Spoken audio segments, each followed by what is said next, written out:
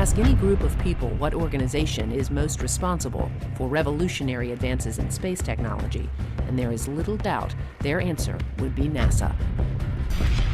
Clearly, over its long history, NASA has been one of the most innovative and exciting change agents the world has ever seen, proving that we can accomplish great things if only given a goal and the opportunity.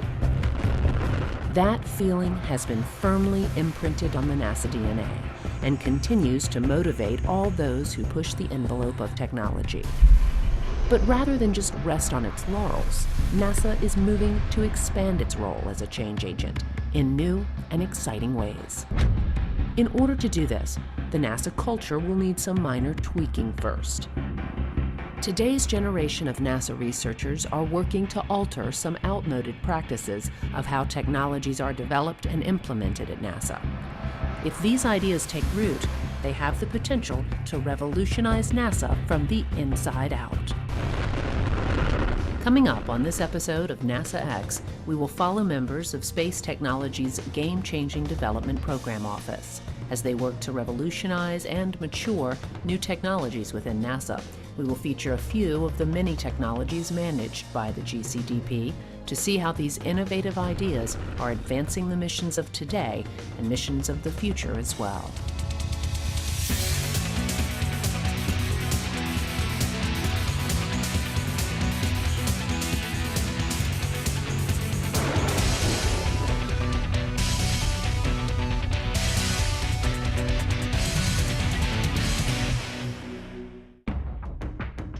NASA has a long and storied past. In its short history, the agency has accomplished truly breathtaking achievements, forever changing how humans view themselves in the universe. The NASA of today is no different than the one of the past, of course. It is still the world leader in space technology and is still accomplishing truly unbelievable feats. But many in the NASA community have seen the pace of technological breakthroughs slow in recent years. That was not always the case. In NASA's early years, it seemed like many of its projects were stuck in fast forward, none more so than the Apollo program. President Kennedy made his famous Man on the Moon speech at Rice University in 1962, and by July of 1969, Neil Armstrong was stepping out of the lander onto the surface of the moon. One reason we got there so quickly was because NASA made the decision early on to let the engineers lead the charge toward the moon, rather than the norm, which was to have a more bureaucratic structure. That is not to say there was not structure. There was just an understanding that more risk must be taken in order to complete the mission in the given timeline. But as the Apollo program retired and the shuttle came online, a shift began. The culture within NASA became much more risk-averse and, rightly, more focused on safety and successful missions. But with this new posture, less focus went into the development of transformative technologies. This mindset permeated throughout NASA, and eventually, in the words of one NASA official, NASA became more evolutionary and less revolutionary. NASA never stopped innovating, but researchers developing new technologies often found substantial hurdles in their way. To better understand this, let's look at what NASA calls TRLs, or Technology Readiness Levels. The 9 TRLs measure the maturity of evolving technologies and order them from 1, which is the lowest, to 9, which is a technology that is fully developed. An example from history of how the TRL system works can be seen in the late 1950s, when the famed NASA engineer Max Faget came up with an idea for the Mercury spacecraft. Dr. Faget was sitting in the cafeteria at NASA Langley drawing on a napkin when he came up with the idea for the basic shape of the Mercury capsule. He fleshed out the details with his team, and soon they had the beginnings of the craft, which put them at Technology Readiness Level 1 for the Mercury project.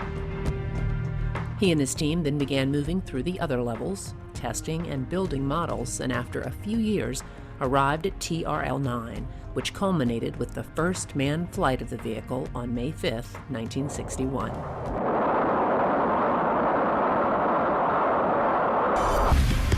The same basic concept is still used today. Researchers come up with concepts and ideas and hope to move them through the early TRL stages all the way to full maturity. This system is the framework from which NASA engineers develop technologies, so it goes without saying that the TRLs are very important within NASA.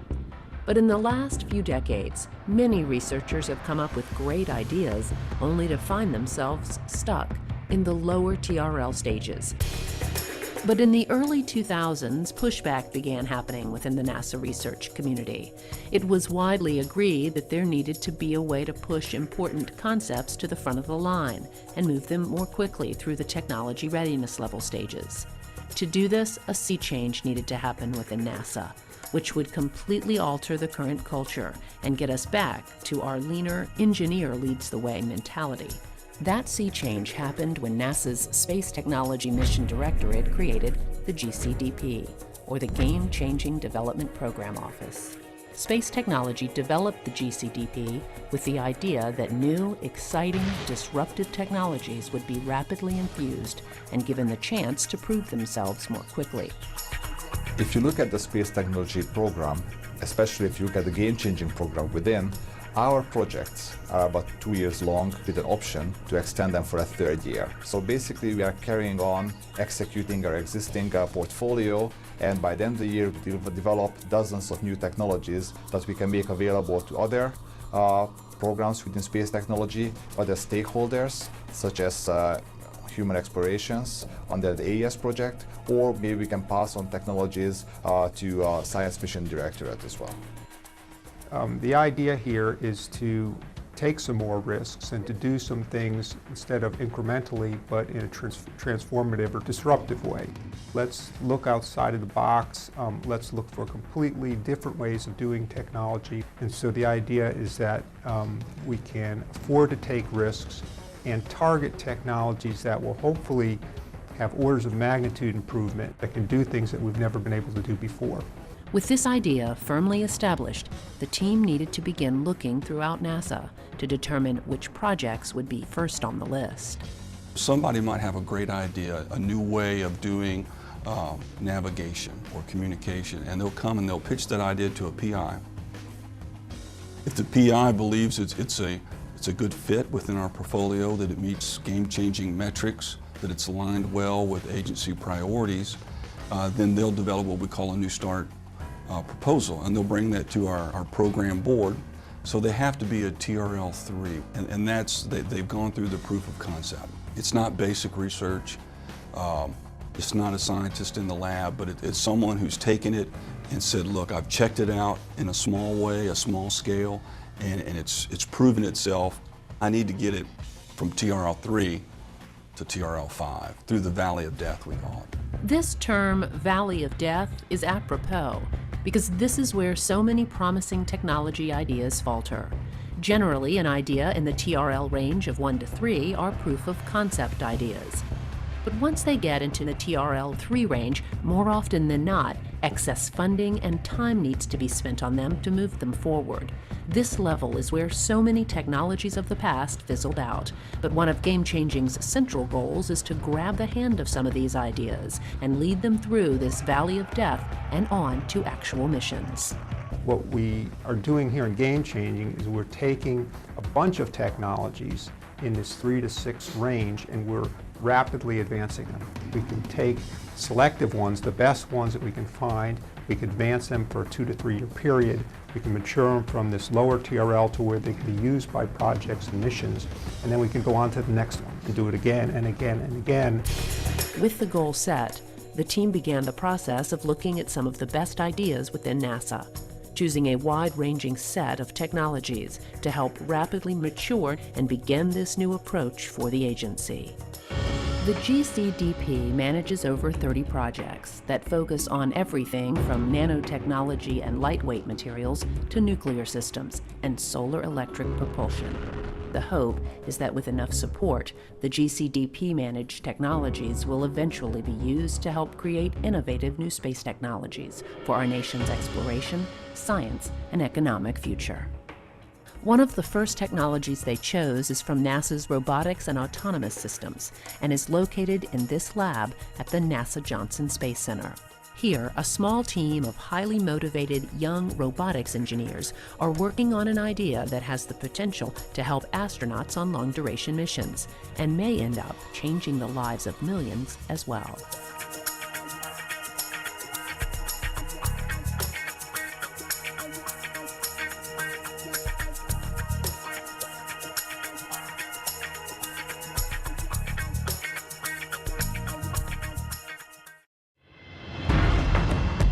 One of the first Space Technologies GCDP projects we will explore is located in this lab at the NASA Johnson Space Center.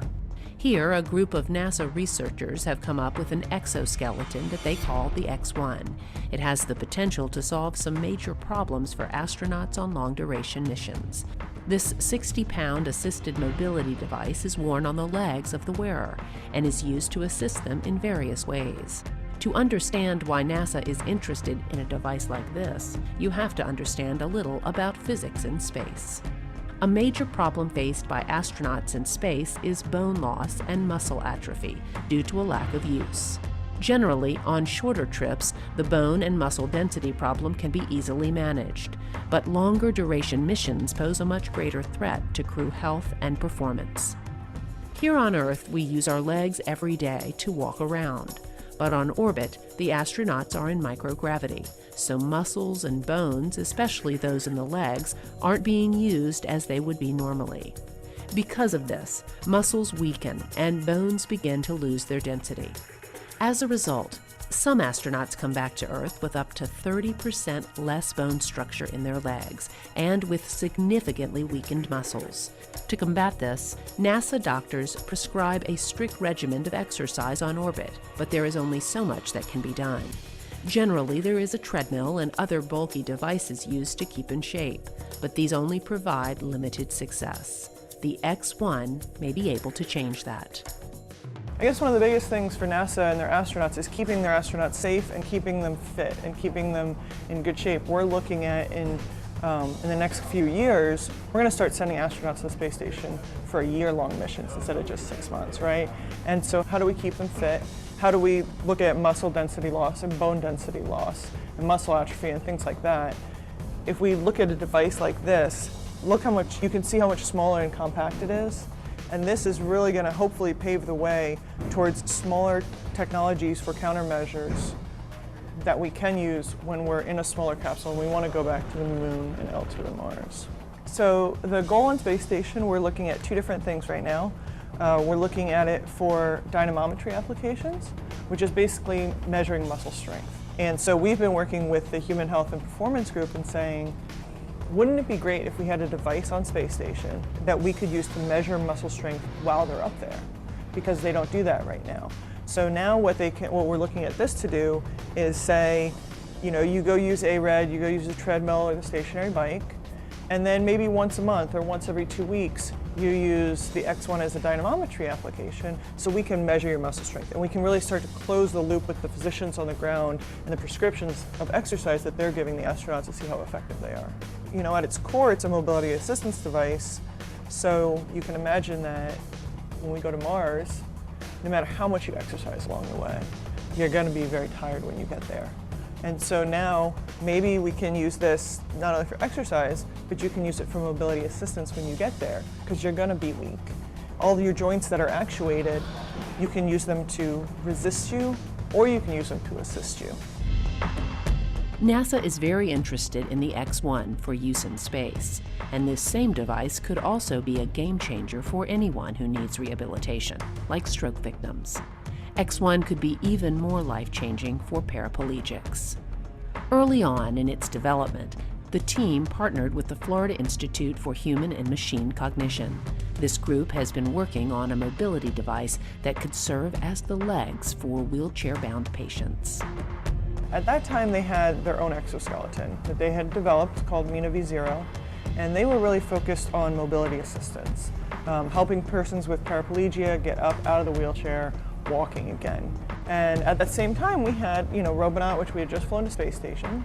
We worked on all this hardware. We developed all the actuators and all the mechanical and electrical assemblies for that. We developed all the safety systems in order to be able to send it to space station.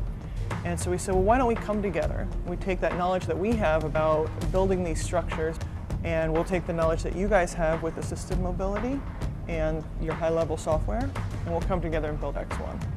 And so X1 is really about improving life for people here on Earth and in space. The X1 has the potential to change the lives of anyone suffering from limited mobility. When asked, many paraplegics say just being able to stand, reach the top of a shelf, or have a conversation with another person at eye level can improve their quality of life significantly. Much work is going into the X1 to make it accessible to as many people as possible. It is relatively lightweight and has been designed in a way where it can be adjusted to fit many different body types.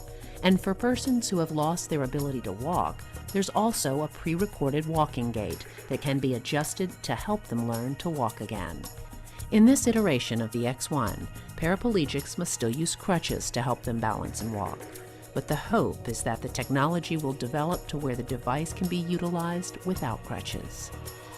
You know, my mom has multiple sclerosis, and she is 80% kind of confined. And for a device like this to help her, that's something that she looks at saying, I wish I could have that. But in 10 years from now, people won't be saying that. I think people will be saying, oh, let me go get that out of my closet because I'm ready to go out and walk around. Sometimes technologies develop slowly and incrementally, and sometimes things happen all at once. It's a term, the tipping point. I think with this type of technology, we've actually found a tipping point where the actuation technology is there, the computation technology, the applications for spaceflight, and the willingness and people's interest in this type of technology. And all these things converging at once, I think that's what makes something, that's how the game has changed. All these technologies happen at the same time, and people are grasping that opportunity to really to make a difference. So it's not only changing the lives of astronauts, improving their health, but it's also improving lives here on Earth. We feel that it's not just game-changing, it's actually life-changing.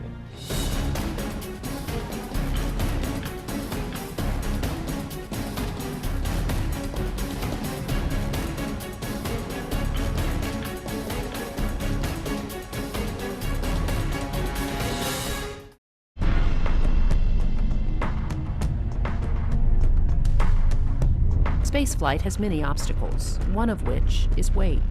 Any mission off this planet has a weight restriction.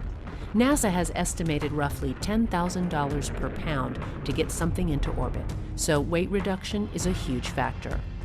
If manufacturing costs could be brought down as well, millions of dollars could be saved on each launch. The challenge of creating low weight and less costly launch components is very attractive. The Game-Changing Office is taking this challenge very seriously and has created a composite cryo-tank to offset additional weight and possibly save money. Current propellant tanks are made from metals like aluminum. As the name suggests, the composite cryo-tank is being made from a strong, lightweight composite material that have a huge upside when talking about saving weight and money. We start out the project looking at 30% weight savings over traditional state-of-the-art aluminum or aluminum lithium tanks. And we did a phase 1 activity with 4 contractors before we down selected the Boeing for phase 2. And out of that studies that we had, we were getting anywhere from like 35 to 40% weight savings. Every pound that you save in mass on a launch vehicle, you get that savings in payload. And it's depending on whether you're at the core stage or an upper stage, that ratios vary. But you do get significant savings. So you get more performance, you get more capability, or you get increased payload. The process of building the cryo tank is not only cost-effective, the weight reductions could ultimately save millions during a mission. Current composite materials are cured in large ovens called autoclaves. This process can be very expensive, but NASA's composite cryo tank is being developed out of autoclave, making it much less expensive. Saving the out of autoclave or the autoclave expense, meaning that normally you have this huge tank and it's a composite and it's got all these materials that are in it and you have to cure it in a huge oven. you got to maintain the oven, you got to buy the oven, you got to procure the oven. So if you can find a way to manufacture with the same technical integrity as a tank that's gone through the autoclave, outside the autoclave, you can cut development costs significantly. 30%, I think, is the number that they're saying. And not only development costs, but recurring costs. You make these tanks, it doesn't have to go into an oven. The way it works is a fiber placement head on a robot is programmed to lay down the material exactly where it is needed. This new process reduces costs, time, and most importantly, produces a better product. Because all of this technology is relatively new, the NASA team is using a process called the building block approach. First, they test small coupons or pieces of the material to make sure that it can measure up to expectations. It is then made into larger pieces and tested again. The project is currently at the point where a scale model 2.4 meter tank is being tested, with the eventual goal to build a full-scale tank to fit on a launch vehicle. The current 2.4 meter section is located here in this silo in the west test area at the Marshall Space Flight Center, under the shadow of test stands for the Apollo engines. Engineers have placed a foam coating over the tank and will then test it in a way that would be expected on a launch vehicle. We put the tank through the exact conditions that it would see in the launch vehicle. So we fill it with the cryogenic material, in this case it's liquid hydrogen, and then in the case of a launch vehicle, we may have to empty that. So we would fill and drain, pressurize, unpressurize, all to determine how the tank reacts to those conditions and loads. With this test completed, engineers can look for problem areas, fix them, and then move on to building the larger tanks. And if successful, this game-changing process can be adapted to other parts of a launch vehicle, making it more lightweight and less expensive. These are just a few of the ideas that are being worked on by the Game-Changing Development Program Office. But many more innovative ideas and technologies are being moved through the game-changing lane each day. And with each new development, change is coming to NASA that is allowing the agency to rapidly infuse technology and make smarter decisions about how to move forward and create different approaches while changing the culture. Much of the credit for this positive change can be placed directly at the feet of Space Technology's Game-Changing Development Program Office. Personally, I would love if 5 years from now somebody said they really changed the game. They made a difference for NASA. That's all I'd need to hear.